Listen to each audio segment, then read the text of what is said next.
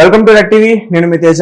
So betting apps ని ఎవరైతే promote చేస్తున్నారో వాళ్ళందరినీ కూడా యూట్యూబర్స్ అందరినీ కూడా సజ్జనర్ గారు వాళ్ళపైన సీరియస్ యాక్షన్ తీసుకుని ఎఫ్ఐఆర్ నమోదు చేయడం ఇప్పటివరకు కూడా మనం చూస్తున్నాం. అయితే రీసెంట్ గా ఈ రోజు పంజాగుట్ట పోలీస్ స్టేషన్ కి ఒక బాధితుడు వచ్చాడు. నేను Fun88 అనే ఒక యాప్ ద్వారా బెట్టింగ్ ఆడాను, చాలా డబ్బులు నష్టపోయాను. సో ఇది అన్స్టాపబుల్ షోలో చూసే నేను ఆ యాప్ ని డౌన్లోడ్ చేసుకున్నానంటూ కూడా అతను చెప్పడం జరిగింది. సో ఆ యాప్ కి సంబంధించి హోస్ట్ గా బాలకృష్ణ గారు ఉన్నారు, ఆ షోకి సంబంధించి హోస్ట్ గా బాలకృష్ణ గారు ఉన్నారు, అలాగే ఆ షోని నిర్వహిస్తుంది అల్లు అరవింద్ గారు. మరి వారిని కూడా అరెస్ట్ చేస్తారా, మరి ఏంటి? సో ఇదే విషయం మనతో పాటు డిస్కస్ చేయడానికి సీనియర్ జర్నలిస్ట్ భరద్వాజ్ గారు ఉన్నారు, ఆయనతో మాట్లాడదాం.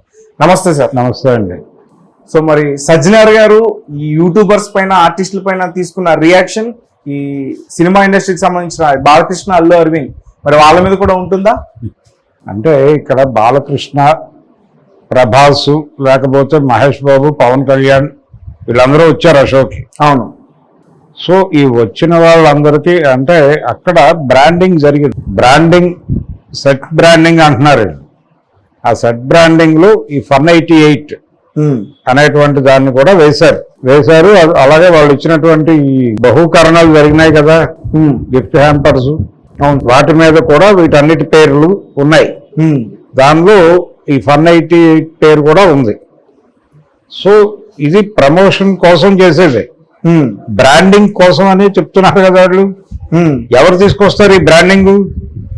ఆ సెట్ లోకి వేసేటువంటి సినిమా సెట్లో కూడా బ్రాండింగ్ ఉంటుంది. సినిమాలో ఇన్సైడ్ బ్రాండింగ్ ఉంటుంది. ఇన్సైడ్ బ్రాండింగ్ అనేది ఒక వ్యాపారం. అంటే మీరు ఒక స్ట్రీట్ ఫైట్ తీస్తూ ఉంటారు, అక్కడ కొన్ని లోగోలు, కొన్ని హోర్డింగ్స్ కనిపిస్తాయి. ఇదంతా బ్రాండింగే. దానికి డబ్బులు సేకరిస్తారు, డబ్బులతోనే జరుగుతుంది ఆ పని. సో అలాగే ఈ సెట్ లో కూడా జరిగింది. ఈ సెట్ ఎవరిది, ఆ షో ఎవరిది? ఆహాది. అవును. సో ఆ బ్రాండింగ్ వ్యవహారం అంతా డిజైన్ ఎవరు చేసుంటారు? ఆహా టీం చేసుంటుంది ఖచ్చితంగా. సో కేసు ఎవరి మీద పెట్టాలి ఇప్పుడు? ఆహా మీద పెట్టాలి, అల్లు అరవింద్ మీద పెట్టాలి. సో అల్లు అరవింద్ మీద కేసు పెట్టాలి. బాలకృష్ణకి తెలిసి అంటే అంత డీటెయిల్లోకి వెళ్ళుంటాడు ఆయన. మీరు అంటే ఒక తప్పు, ఇప్పుడు ఎవరైనా సరే ఒక సెట్లో ఒక నటించటము లేకపోతే ఏది చేసినా అంటే ఆర్టిస్ట్ అనేవాడు ఎంత కాన్షియస్గా ఉండాలో ఈ ఇన్సిడెంట్ నుంచి మాకు తెలుస్తోంది. బాలకృష్ణ గారు హోస్ట్ చేస్తున్నారు కాబట్టి ఈ షోకి వెళ్ళటం వల్ల మనకు వచ్చిన నష్టమేం లేదు అనుకుంటే కుదరదు. అది అక్కడికి వెళ్ళి, అయ్యా మీరు ఏం సెట్ చేస్తున్నారు, ఆ సెట్లో బ్రాండింగ్ ఉందా, ఏ సంస్థలని బ్రాండ్ చేస్తున్నారు, ఇవన్నీ కనుక్కుని వీటన్నిటి గురించి ఎంక్వైరీ చేసి ఇందులో ఏవి జెన్యూన్, ఏవి నాట్ జెన్యూన్, మీ దానిలో జెన్యూన్ కానీ 2-3 పేర్లు కనిపిస్తున్నాయి, వీటిని బ్రాండింగ్ నుంచి మీరు తొలగించగలిగితే నేను వస్తాను. ఇది మిమ్మల్ని కించపరిచినట్టు లేకపోతే అక్కడ హోస్ట్ గారిని కించపరిచినట్టు కాదు, నాకు దాని పట్ల అభ్యంతరం ఉంది అని చెప్పచ్చు. అలాగే ఒక పత్రికా ప్రకటన కూడా విడుదల చేయవచ్చు. అవును. ఫలానా షోలో ఫలానా బ్రాండింగ్ వలన నేను ఆ షో బహిష్కరిస్తున్నాను.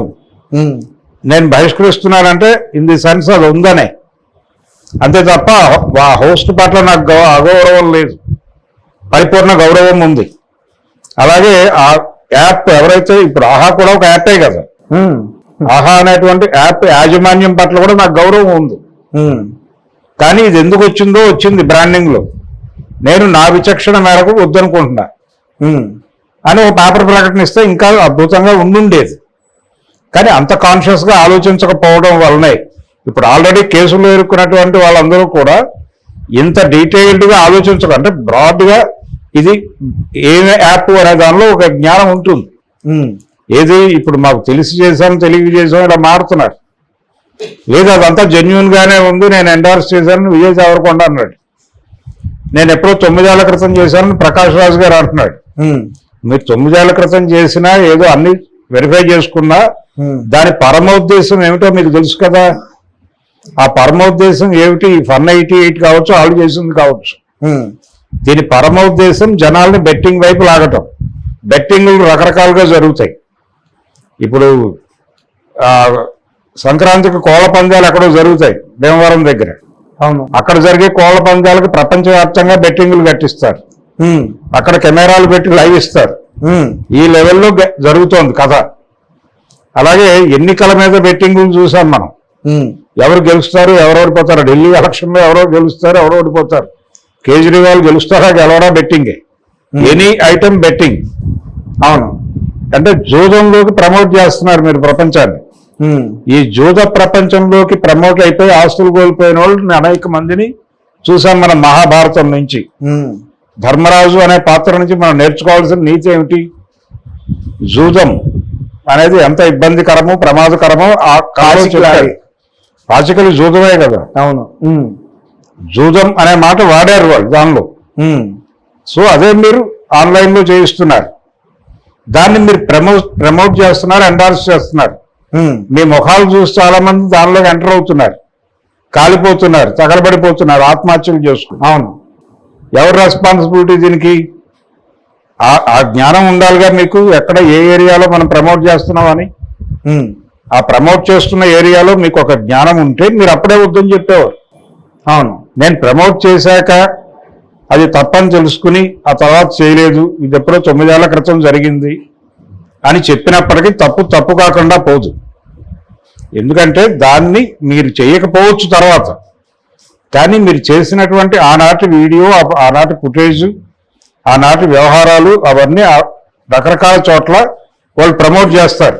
ఉమ్, అది మీకు తెలియకపోవచ్చు, కానీ మీ ముఖం చూసి చాలా మంది తగలబడిపోవచ్చు. దానికి అవకాశం ఇచ్చింది మీరే అయి ఉంటారు. దానికి బాధ్యత, నైతిక బాధ్యత మీరు వహించి తీరాల్సి ఉంటుంది. అందుకని చాలా మంది ఈ ఏరియాలో రకరకాలుగా ఇరుక్కున్నారు. ఈ బ్రాండింగ్ వ్యవహారం అరవింద్ గారికి తెలిసి ఉండకపోవచ్చు. ఉమ్, అంటే ఆ సెట్ వ్యవహారం బ్రాండింగ్ చేస్తారు, ఎంత వస్తుంది అని చెప్తారు, అక్కడ ఓకే. కానీ ప్రతిదీ కీన్ గా అబ్జర్వ్ చేయాల్సిన అవసరం ఉంది అనేది ఇప్పుడు జ్ఞానం వస్తోంది. ఉమ్, నిజంగానే దీన్ని జ్ఞానంగా స్వీకరించి భవిష్యత్తులో ఇలాంటి చర్యలు తీసుకుంటారా, ఆపుతారా, ఎలా చేస్తారు, మీ మెకానిజం ఏమిటి, దానికి సంబంధించి మీరు ఏ ఏర్పాటు చేసుకుంటారు అనేది పరిశ్రమ నుంచి కూడా ఒక మాట రావాలి. పోనీ ఛాంబర్లో ఒక సెల్ పెట్టండి, గవర్నమెంట్ సెల్ పెట్టాలని ఇందాక చెప్పాను నేను. అంటే ఎవరైనా సరే ఒక అడ్వర్టైజ్మెంట్ ఇవ్వాలంటే, ఉమ్, లేదు ఎవరి గురించి అయినా ప్రమోషన్ చేస్తూ ఒక మాట మాట్లాడాలంటే, ఈ సంస్థ జెన్యూన్ అవునా కాదా అని తెలుసుకోవడానికి తను వ్యక్తిగతంగా తన పిఆర్ టీము నిర్ణయం తీసుకోవడం మాత్రమే కాకుండా, ప్రభుత్వంలో కూడా ఒక విభాగం ఏదైనా ఉంటే సైబర్ క్రైమ్తో లింక్ అయ్యి, బాబు నన్ను బలానా వాళ్ళు అడుగుతున్నారు ఇది ప్రమోట్ చేయమని, చేయొచ్చా చేయకూడదా అంటే వాళ్ళు ఒక్కసారి దాన్ని వెరిఫై చేసి, వాళ్ళ రికార్డుల ప్రకారం వెరిఫై చేసి ఎస్ఆర్ నో చెప్తే దాన్ని బట్టి వీళ్ళు చేస్తారు. అలా ఒక విభాగం పెడితే మంచిది అని అనుకున్నాం. అక్కడ మాత్రమే కాదు, ఛాంబర్లో కూడా పెట్టచ్చు కదా.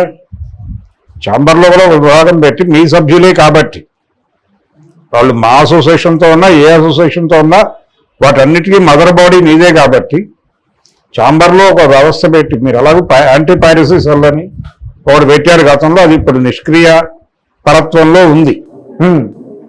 అలాగే మీరు ఇంకొక సెల్ పెట్టి ఎవరైనా సరే ఇదిగో నన్ను వాళ్ళనోడు ఎండార్స్ చేయమని అడుగుతున్నాడు, వీడు చేయించో చేయకూడదా అని ఒక ఆన్లైన్లో ఒక కాగితం పడేస్తే, చేయొచ్చు చేయకూడదు అని ఒక వాక్యం వాళ్ళు ఇటు పడేస్తే, దీని ఆధారంగా చేసామని చెప్పుకోవడానికి ఒకటి ఉంటుంది కదా. రైట్ సార్, ఒక విషయం చెప్పండి. ఇప్పుడు తెలిసి చేసినా తెలియక చేసినా ఇప్పుడు వీళ్ళందరూ కూడా తెలియక చేశాననే చెప్తున్నారు. తప్పే. మరి ఇప్పుడు యాహ పరిస్థితి ఏంటి? మరి వాళ్ళు కూడా తెలియక చేశారు అనుకుంటే, తెలియక చేస్తున్నా మరి ఇప్పుడు తెలియక చేస్తున్నా తప్పే అని చెప్పి నిర్ధారించి వాళ్ళ మీద కేసు ఫైల్ చేస్తేనే ఈ ఎండార్స్మెంట్ చేసేటువంటి బ్యాచ్లన్నీ ఆగుతాయి. ఎండార్స్మెంట్ కాదు, అది బ్రాండింగ్. అలాగే సజ్జనర్ గారు మరి ఆయన దృష్టికి ఇది వెళ్ళలేదు అంటారా? ఇప్పుడు వెళ్తుంది కదా, కేసు ఎవరో వచ్చాడు కదా ఇప్పుడు పోలీస్ స్టేషన్. అవును, పోలీస్ స్టేషన్ దీనికి సంబంధించిన వివరాలన్నీ రాసుకుని ఉంటారు కదా. వాడు క్లియర్ గా చెప్తున్నాడు కదా, ఫలానా ప్రోగ్రామ్ లో చూశానని.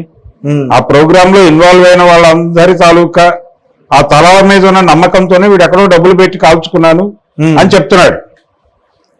ఆ కంప్లైంట్ కి విలువ ఇవ్వాలి కదా. అసలు జరిగేది ఇది జరుగుతోందనే కదా మీరు కేసులు పెడుతోంది. అవును, మీ ముఖాలు చూసి వ్యాపారం జరుగుతోందనే కదా కేసులు పెడుతున్నారు. మరి వీళ్ళ మీద పెట్టడానికి ఏంటి ప్రాబ్లం? ఇది కూడా తప్పే కదా. మీరు బ్రాండింగ్ పేరుతో పెట్టినప్పటికీ దాని వలన చనిపోయే వాళ్ళు ఉన్నప్పుడు కేసు భరించాల్సిన బాధ్యత మీకు ఉంటుంది. సో కేసు పెట్టాలి.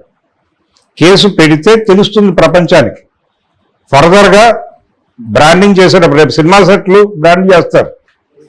ఏదో పెద్ద సినిమా ఉంటుంది చిరంజీవి గారిదో లేకపోతే బాలకృష్ణదో, దానిలో ఒక ఓపెన్ ఏరియా సెట్ ఏదో ఉంటుంది. అక్కడ బ్రాండింగ్లోకి 188 వచ్చేస్తే ఏంటి పరిస్థితి?